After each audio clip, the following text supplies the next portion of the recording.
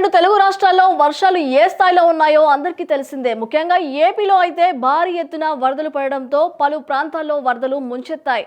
దీంతో వరద బాధితులకి పవన్ కళ్యాణ్, ప్రభాస్ లాంటి హీరోల అభిమానులు ఆహారం అందించడం వంటి సహాయాలు చేశారు.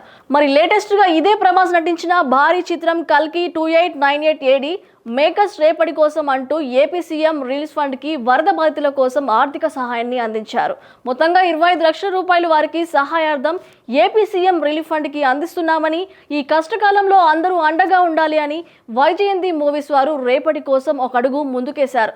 మరి వీరి తర్వాత టాలీవుడ్ నుంచి మిగతా నిర్మాణ సంస్థలు కూడా ఇలా ఏమన్నా సాయాన్ని అందిస్తాయేమో చూడాలి. ప్రస్తుతం రెండు తెలుగు రాష్ట్రాల్లో వర్షాలు ఏ స్థాయిలో ఉన్నాయో అందరికీ తెలిసిందే. ముఖ్యంగా ఏపీలో అయితే భారీ ఎత్తున వరదలు పడడంతో పలు ప్రాంతాల్లో వరదలు ముంచెత్తాయి.